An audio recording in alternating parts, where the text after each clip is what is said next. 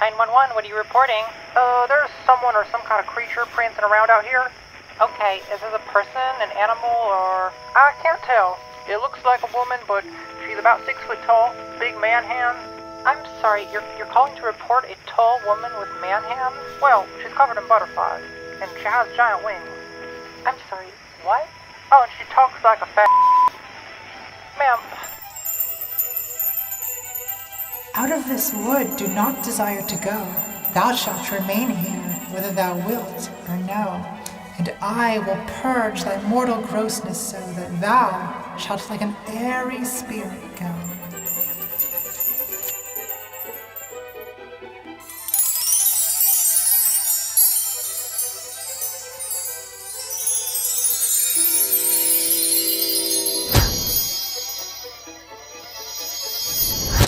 Hail, mortals! I come to thee from my fairy grove to bring thee tidings of great woe. Western culture is being destroyed by cocks and by gender-bending, intoxication, and sodomy. You know, things that have never happened in Europe.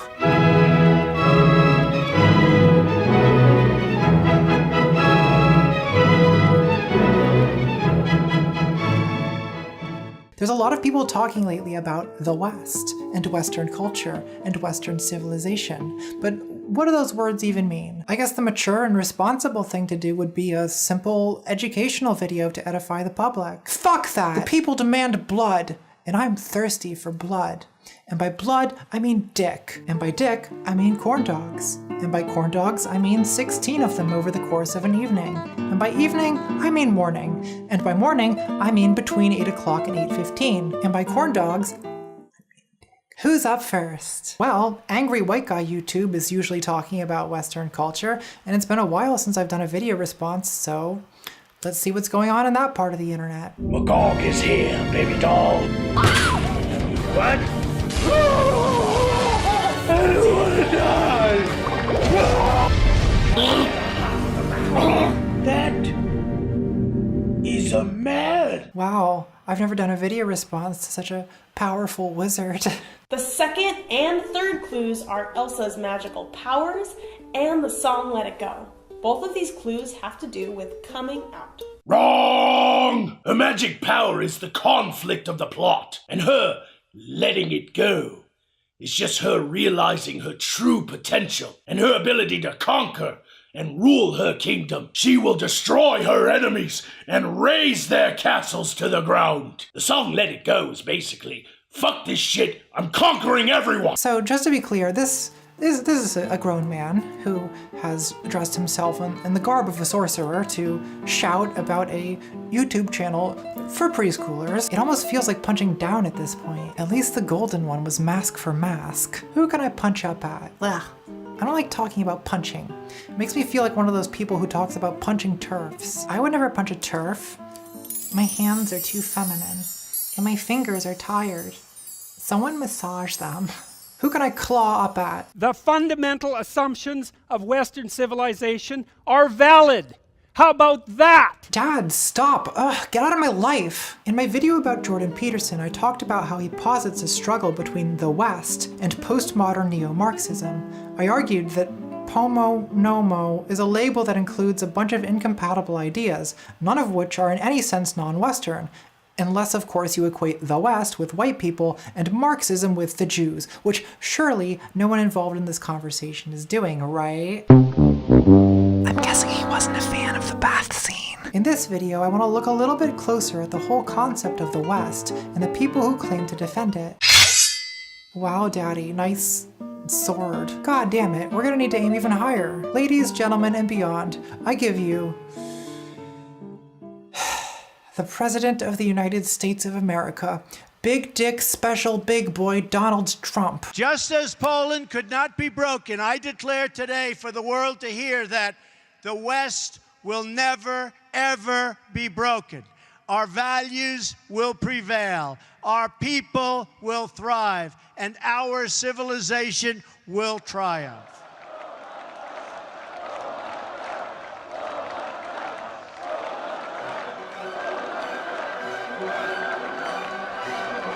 So we've got the most powerful fuckboy on the planet prattling on about the battle for the survival of Western civilization. So I suppose we should probably figure out what that's supposed to mean, which is too bad, because that's going to require a lot of thinking. And I don't feel like thinking, because my brain is tired. Someone massage it. And soon, mechanically, dispirited after a dreary day with the prospect of a depressing morrow, I raised to my lips a spoonful of the tea in which I had soaked a morsel of the corn dog. No sooner had the warm liquid mixed with the dog touched my palate than a shudder ran through me, and I stopped, intent upon the extraordinary thing that was happening to me. An exquisite pleasure had invaded my senses, something isolated, detached, with no suggestion of its origin. And at once the vicissitudes of life had become indifferent to me, its disasters innocuous, its brevity illusory, this new sensation having had on me the effect which love has of post-preambulatory banter. Whether you're in fashy YouTube or Pomo, Nomo, Akadomino, it's common to take for granted that there is a historically continuous, clearly defined thing called Western civilization that starts in ancient Athens and flourishes in our own era of enlightened philosopher kings. But this is really just a story constructed retrospectively by modern people for particular purposes. It's like an origin myth. In an article titled, "There is no such thing as Western civilization," the philosopher Kwame Anthony Appiah points out that for the ancient Greek historian Herodotus, there was no such thing as the West. The world was divided into 3 continents he called Europe, Asia, and Libya. Herodotus had no notion that these 3 continents corresponded to different types of people, and he never referred to any group of people called Europeans. In fact, he was much more familiar with Egypt and Persia, in which he traveled, than with the faraway and foreign people of Northern Europe. So the idea of the West has to be more recent than that. Really, there is no one idea of the West, which is an umbrella term that includes a lot of discontinuous cultures and contradictory ideas. According to me, there are 6 different concepts often invoked under the heading of the West. Let's talk about them now. Concept 1. Christendom and Judeo-Christian values.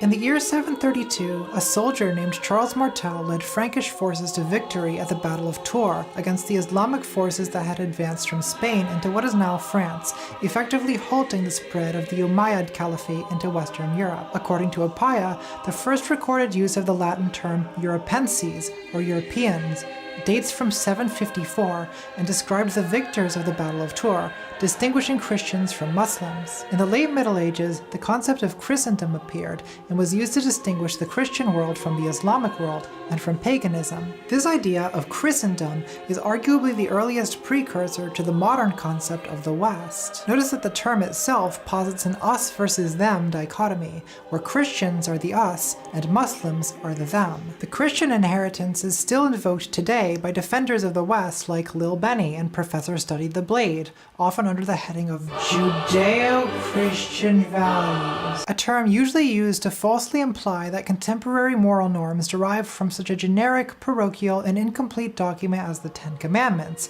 as if every major civilization didn't have laws against murder, as if the prohibition of graven images has any contemporary influence whatsoever, as if it isn't an embarrassment that there are 4 laws protecting snowflake Yahweh's easily triggered ego and none condemning slavery and rape. And what if I like it when my neighbor covets my ass? Bible jokes. The other main use of Judeo-Christian values is as a bludgeon against single parents and the queers. Speaking of which, what exactly are the family values we inherit from Christendom? 2 kids and a dog, just like the Bible says? Well, no. Polygyny is specifically acknowledged in the Old Testament and not forbidden in either testament. Even in the beginning, Eve couldn't keep her hands away from strange serpents, and who can blame her? And Joseph was a massive cock who raised another man's child. But it's cool, he was into that. In the Middle Ages, the Catholic Church gradually enforced the one man and one woman view of marriage, although in formerly pagan lands this idea was slow to take hold. Charles Martel's grandson Charlemagne had 18 kids by at least 10 wives and concubines because he was a proud son of the North, 100% natty, and alpha as fuck. I'm sorry, I just can't stop. The golden one, his soul and mine are intermingled. Probably because we both played 1,200 hours of Age of Empires in 1999, and then something went terribly wrong. fucking 9/11. It used to be such an innocent decision choosing to play as the Franks or the Saracens, then it became this huge civilizational struggle, and that's why this guy is a fascist and I grew up to be a woman. Thanks a lot, Osama. Being transgender is so weird. Like, you have these childhood memories that are just totally discordant with your adult gender identity. Like, how do you even deal with that? Well, here's how. You bond with straight guys over your shared Age of Empires nostalgia, and then you fuck them. I'm not like other girls.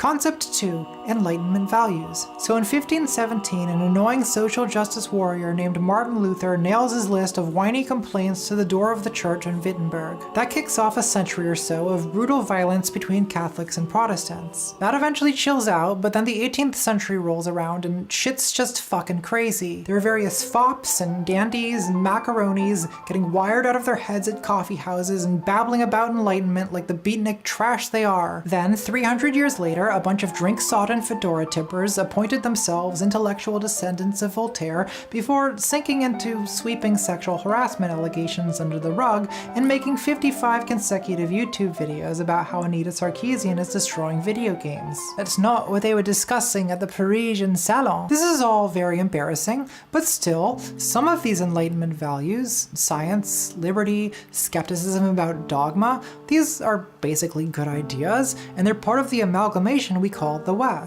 But it's important to keep in mind that these ideas are not Judeo-Christian.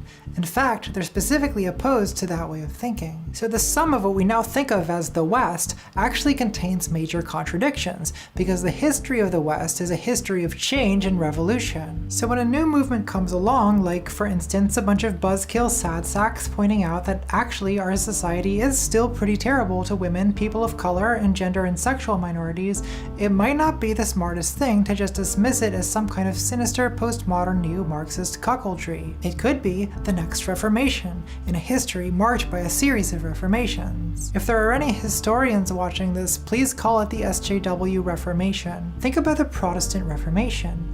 At the time, that probably seemed like a civilizational threat to the Holy Roman Empire, and it kind of was. But in retrospect, we see the Reformation as just as important a moment in Western culture as the medieval period that preceded it. But today's Counter-Reformation, made up of people like Orangey Smalls and Dr. Clean Your Room, insist on pretending the current Reformation is some kind of alien threat. And as for the Counter-Reformation, well, that's what you pay a trashy tran to do. Concept 3. Western culture. The idea of the West has its roots in the medieval schism between the Western Roman Catholic Church and the Eastern Orthodox Church. But in its contemporary sense, the idea of Western culture didn't really exist until the imperialist era of the late 19th and early 20th centuries, when it was popularized in part by Oswald Spengler's 1918 book, The Decline of the West, an important influence on Nazi ideology. As long as people have been talking about Western culture, they've been worried about its alleged decline and degeneration, as I've discussed in several earlier videos which I encourage you not to watch. But the idea of Western culture was influential well beyond the Third Reich. At the height of European imperialism, the idea of a superior high culture of the West was a convenient excuse to plunder and exploit the mysterious Orient. And even though we've swept the more overtly supremacist rhetoric under the rug, the idea of Western culture is still a foundational concept in our schools and universities, where you have to take courses like History of Western Civilization or Western Literature that you didn't actually do any of the readings for because you were too busy crouching in the bushes outside the dean's office, vomiting up a couple pints of Malibu. The consequence of this Western culture education is that we now all have this sense that we belong to a continuous civilization whose crowning achievements are the 10 Commandments, Jesus fucking Christ, Athenian pederasts, cathedrals, Mozart, human rights, science, and iPhones. But the reality is, this is an essentialist conglomeration of a history that's much more nonlinear than we often think. We in the West claim to be the inheritors of the ancient traditions of Aristotle and Abraham, but the Islamic world is entitled to just the same claim. St. Thomas Aquinas, one of the most powerful Catholic sorcerers, is largely responsible for introducing Aristotle to Christian universities, but he never would have encountered Aristotle in the first place had not ancient Greek philosophy been translated and commentated by Islamic scholars like Ibn Rushd. So the origins of Western culture aren't really unique to us at all, and the stuff that is unique is just a mess of contradictions. On the one hand, you have Judeo-Christian values, and on the other hand, you have degenerates like William Shakespeare, who wrote plays for men to dress up as fairy queens and make out with each other, which, for the record, is disgusting, and I condemn it, and I'll have no part in it. Because if you didn't know, in Shakespeare times, boys in drag played female parts. I wish I had female parts. Working on it. Concept 4, the free world. From 1941 to 1945, Franklin Roosevelt's vice president was Henry Wallace, an agricultural scientist from Iowa whom Democratic Party officials despised for being what we'd now call a democratic socialist. Wallace later ran for president in 1948 as a third-party candidate on a platform of universal health care, anti-segregation, and opposition to the Cold War. During the campaign, Wallace was widely mocked in the press for his spiritualism, his refusal to disavow the Communist Party's endorsement, and what Time magazine called his assault on the South, that is, his quote, ostentatious ride through cities and towns with his Negro secretary beside him, for which he was pelted with tomatoes and eggs. The poor naive Wallace commented, "There is something so unlovely about hate when you see it distorting the human face." Well, get used to it, buddy. This is America. Am I lecturing someone from 1948 about how bigoted this country is? This is fine. Wallace received only 2.4% of the popular vote in the 1948 election, and he's now best remembered for his 1942 speech titled The Century of the Common Man, in which he contrasted what he called the slave world of fascists with the free world, which he described as an incomplete and ongoing international people's revolution.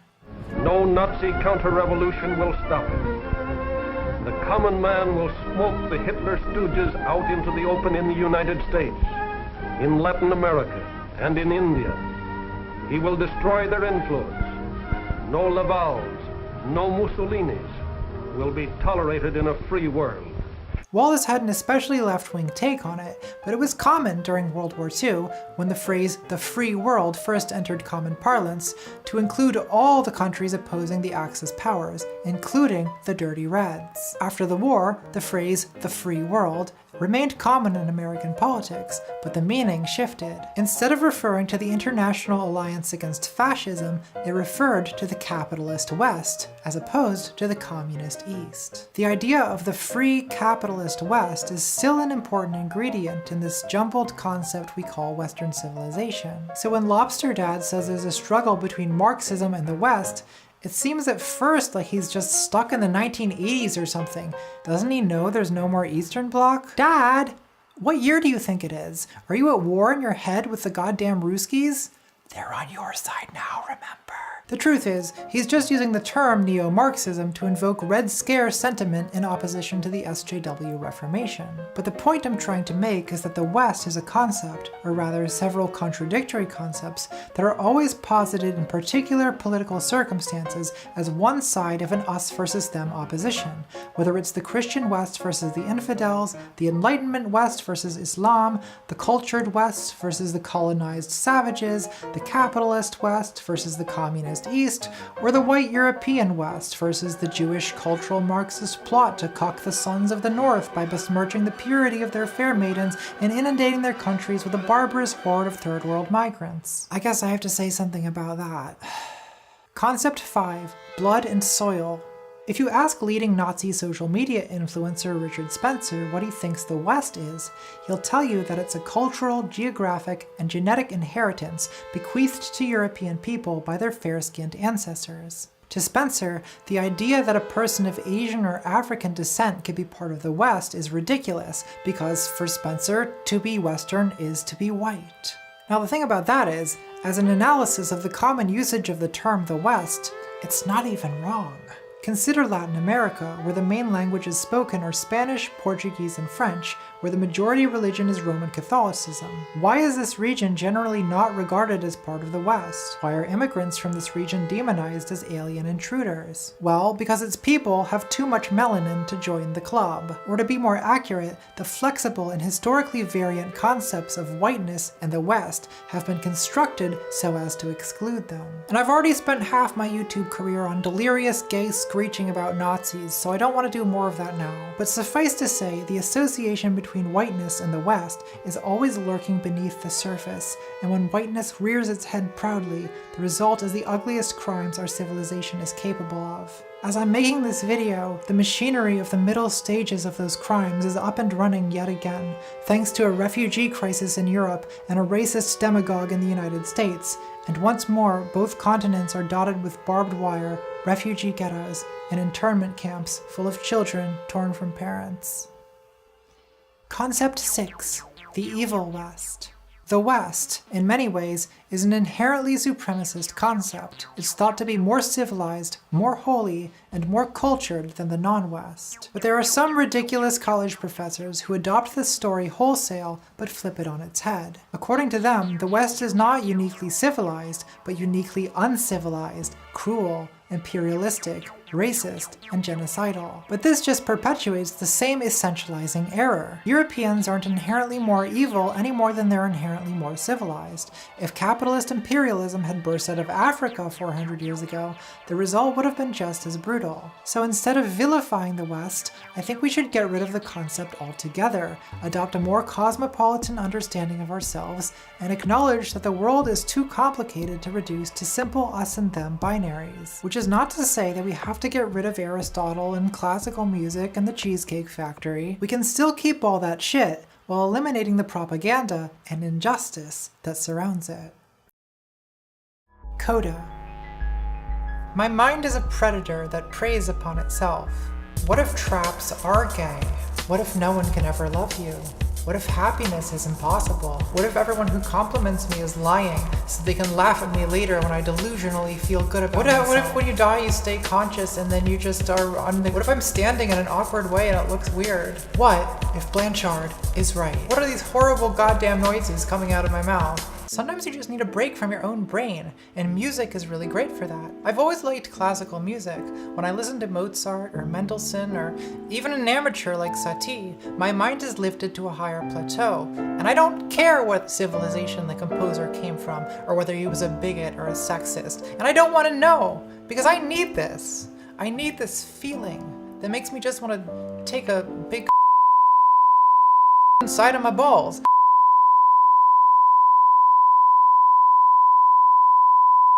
I could have fit two at once.